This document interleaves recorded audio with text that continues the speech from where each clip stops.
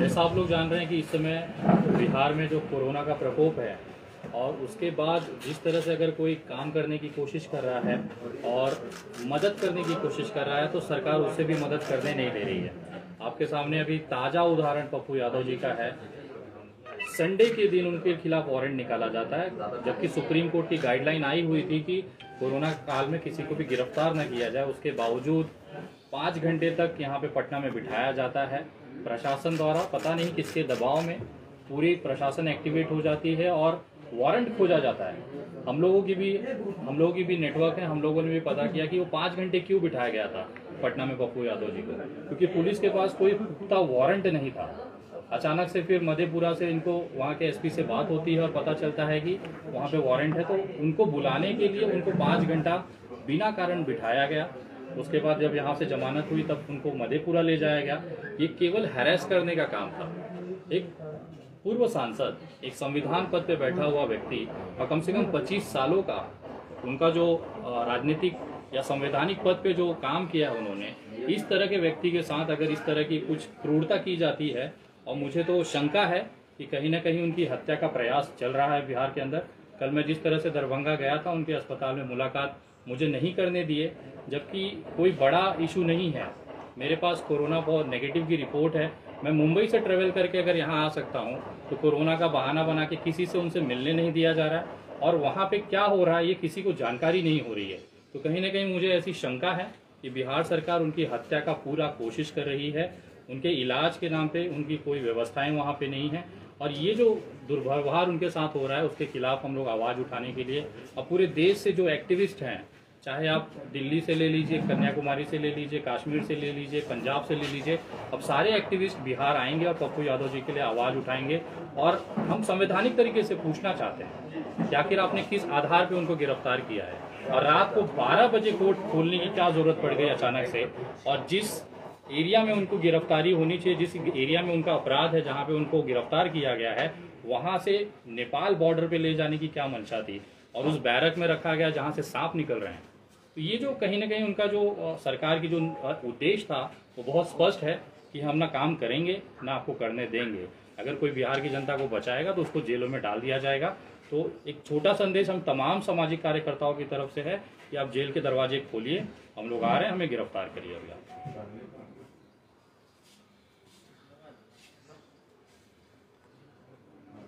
कल आप दरभंगा गए थे, क्या बोला गया था दरभंगा में? जो आपका पास रिपोर्ट था नेगेटिव का, फिर भी क्या बोला गया था, क्यों नहीं मिलने दिया गया?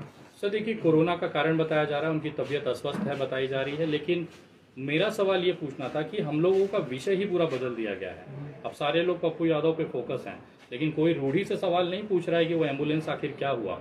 जो पप्पू यादव ने 40 ड्राइवर्स दिए थे, उनका रूढ़ी जी ने क्या किया है, और वो एम्बुलेंस क्या अभी भी बिहार की जनता के लिए खुले हैं या नहीं खुले हैं। अगर रूढ़ी जी का हिसाब किया जाए तो वो इकलौते ऐसे इंसान हैं जिनको बीच मंत्रिमंडल में से उठा के फेंक दिया था इसी एनडीए सरकार ने। वो क्या कारण था, कोई बता सकता है क्या? हम लोगों ने जब इसकी पूछताछ की खोद किया तो पता चला उनके ऊपर गंभीर भ्रष्टाचार के आरोप हैं, और ये आरोप कोई ऐसे वैसे नहीं है। जिस जमीन पे वो एम्बुलेंस मिले हैं, मैं आज आपके वीडियो कॉन्फ्रेंस के इस प्रेस कॉन्फ्रेंस के माध्यम से मैं पूछना चाहता हूं बिहार सरकार से कि उनकी पर्सनल जमीन पर सरकारी पैसे 9 करोड़ रुपए से उनके ने जो घर बनाया है, भव्य घर बनाया है, वो पैसे की निकासी आखिर किसने की है और किसने इसमें मदद की है। हमारे पास वो डिटेल्स हैं जिसमें मैं आपको ये कह सकता हूँ, जिसमें मिली भगत है वहाँ के डिस्ट्रिक्ट मजिस्ट्रेट, वहाँ के रूढ़ी जी खुद, और उस विभाग से जिस विभाग में वो मंत्री रहे हैं, उस विभाग के सरकारी पैसे से, बिहार की आम जनता के पैसे से 9 करोड़ रुपए से उन्होंने अपना भव्य घर बनाया है। इस तरह के आरोपों की जब जांच होगी, उस अमाउंट का अभी तक कोई ऑडिट नहीं हुआ है। यही सब कारण है कि रूढ़ी जी को बीच मैदान में से उनको पद से साइड कर दिया गया, मंत्रिमंडल से हटा दिया गया। और जब पप्पू जी जाके वहां पे किसके लिए उन्होंने सवाल पूछा था? आम जनता जो बिहारी है यहाँ पे जो मर रहा है उसके लिए सवाल पूछा था। हो सकता था वो एम्बुलेंस महीने भर में 10 लोगों की जान बचा पाती। वहां पे 40 एम्बुलेंस था, कम से कम 400 लोग बचते थे ना। वो सवाल अगर पूछने वाला व्यक्ति को अगर सरकार आरोपी मानती है तो मुझे लगता है देश भर की सारे जो लोग हैं वो आरोपी हैं। सारे लोग सरकार से सवाल पूछेंगे और वो जितने लोगों को जेल में डाल सकते हैं डालें। हमारी तरफ से खुला स्वागत है। क्या पप्पू यादव को जिस तरह से गिरफ्तार किया गया तो क्या उनको मारने की साजिश भी है? सर मैं आपको जिस तरह से शहाबुद्दीन का मामला हुआ है, जहाँ पे कोरोना नहीं होने के बावजूद भी उनकी दिल्ली में हत्या हो जाती है। हम लोगों ने इसको बाकायदा सोशल मीडिया पे बहुत सारे सवाल उठाए, लेकिन कोई जवाब नहीं मिल पाता। तो मुझे अंदेशा है और विश्वास है कि अभी जब यहाँ से पप्पू यादव जी गए थे, कोरोना नेगेटिव थे, लेकिन जब वो थोड़े दिन के बाद उनको पॉजिटिव कर दिया जाएगा और पॉजिटिव के आड़ में एक साजिशन हत्या पप्पू यादव की कर दी जाएगी, क्योंकि उनका जो कद है बिहार के अंदर वो अब बड़ा हो चुका है। एक तरफ सत्ता विपक्ष सब मिल के खेल रहे हैं। आप अगर राजनीतिक बयान देखेंगे तो वहां पे पप्पू यादव के खिलाफ ही आरजेडी भी है, जेडीयू भी है, बीजेपी भी है, सभी है। लेकिन बिहार की जनता के लिए अगर कोई आवाज उठा रहा है, जो रस्तों पे लंगर पर बांट रहा है, ऑक्सीजन सिलेंडर बांट रहा है, रेमडेसिविर इंजेक्शन बांट रहा है, तो केवल एक इंसान है। और शायद यही कारण है कि राजनीतिक हत्या करने का उनका प्रयास चल रहा है। अगर पप्पू यादव नहीं होगा तो फिर जम के भ्रष्टाचार होगा। रेमडेसिविर इंजेक्शन 30,000 35,000 में, यही आखिर ये जो अस्पताल किसके हैं, उसके पीछे अगर आप ऊपर जाएंगे तो किसी न किसी मंत्री, किसी न किसी विधायक का मिलेगा।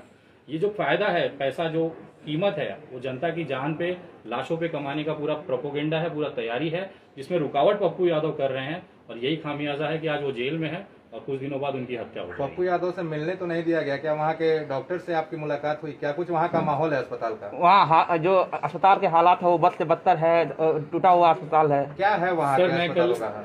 कल मैंने अपनी तरफ से वहाँ पे बात रखी थी।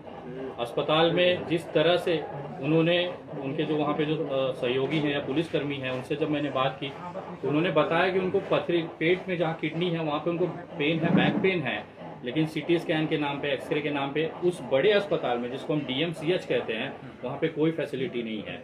अस्पताल मैनेजमेंट से मैंने बात करने की कोशिश की कि आखिर कौन सी दवाइयाँ आप चला रहे हैं, हमें पता होना चाहिए जो इंजेक्शन आप पप्पू यादव को लगा रहे हैं वो दवा है कि जहर है, आप कैसे वेरीफाई करेंगे? जब हमसे वहां पर भी कोई भी सामने आके इस पे कोई बयान नहीं देना चाहता। सबका एक ही जवाब था कि आप ऊपर जाके सरकार से या जो भी इनके मेन पदाधिकारी हैं, विभाग है, उनसे बात करिए। लेकिन मेरा कहना ये है कि अगर वहां पे इनका ध्यान नहीं रखा गया, अगर प्रॉपर इलाज नहीं किया गया, तो एक टाइम ऐसा आएगा कि उनकी इम्यूनिटी, उनका जो इंटरनल जो ताकत है वो टूट जाएगा, मनोबल टूट जाएगा और आदमी सरेंडर हो जाएगा। आज बिहार को पप्पू यादव की जरूरत है और मुझे ऐसा लगता है अगर आप सभी लोग मिलकर, बिहार की जनता, मुझे सबसे बड़ा शॉकिंग है, मैं 2000 किलोमीटर दूर रहता हूं मुंबई में, मुझे यहाँ की पीड़ा समझ में आ गई कि ये इंसान के साथ गलत हो रहा है, मुझे आवाज उठाना चाहिए। वहां से उत्तर प्रदेश से राज त्रिपाठी भाई आए हैं, बनारस से मिश्रा जी आए हैं, गुजरात से काजल निषाद आ रही हैं, कन्हैया कुमार भाई से बात हुई और दिल्ली से आ रहे हैं। ये सारे लोग, जब हम लोग दूर रह के ये चीज समझ पा रहे हैं तो बिहार का युवा शांत क्यों है? हम लोग किस दिन का इंतजार करेंगे? जब पप्पू यादव को कुछ हो जाएगा तब हम आंदोलन करेंगे। आज वो जिंदा है, इंसान जिंदा रहते अपने पूरे जीवन काल में कुछ अच्छा कर सकता है। आखिर वो गलत क्या कर रहा है? खाना खिलाना गलत है क्या?